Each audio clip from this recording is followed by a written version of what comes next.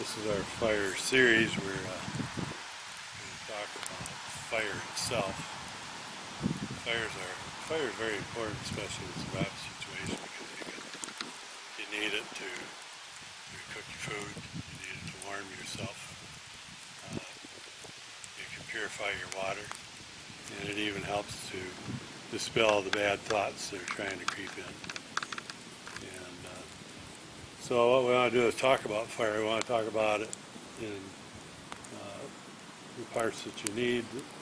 Actually, you got to have at least three things in order to have fire. One of them is you have to have something to burn. Okay, you have something that's going to combust. So that's your fuel. You got to have your fuel. You also got to have some oxygen. A lot of oxygen helps. And then you got to have heat. You got to have those three things in order to have fire. So any one of those that are lacking is going to stop you from getting fire. So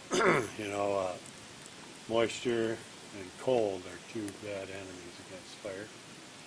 And everybody knows how firemen go in there and they spray the water down to stop the fire.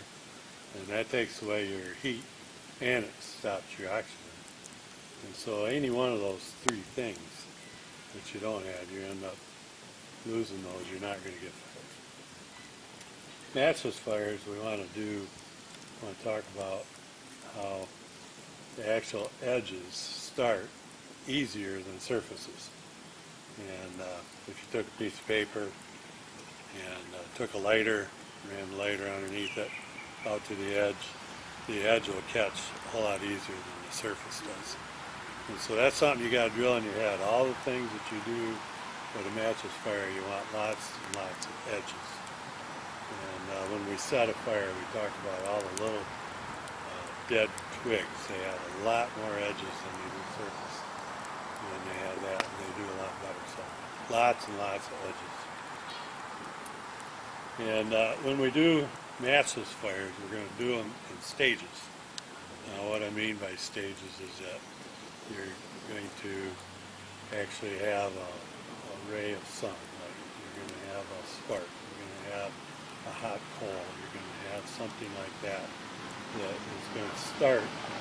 And then you need to add that to some tinder. And that's going to be your first stage. Sometimes you have to add that into something else. There'll be times when you do stages where it takes multiple stages in order to actually get it to the point to where you're going to have fire.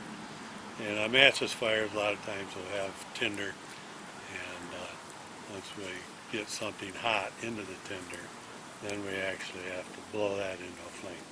And so a lot of times you can do it in one stage, sometimes two, and there are a couple of instances where you actually have to go to 3 stages in order to actually get fire from a source. So that's what you need to have. You need to have fuel, you need to have heat, and you need to have oxygen in order to get fire. We talk about 3 stages at least, sometimes 2, and some of them you can get in 1. So keep that in mind as you go through and you watch these different videos of the different kinds of fires. You'll see some of them where we're doing single stage, some of them 2 stages. Iron pyrite, flint, you usually have to do 3 stages in order to get that. So if you're using fluff like from cattail top or milk thistle or something, usually the fluff goes so quick that you'll need a second stage and have that fluff start in the second stage, and then you take the second stage over and blow that into a flame, and usually that works too. So anyways, that's our little talk on how to do fire.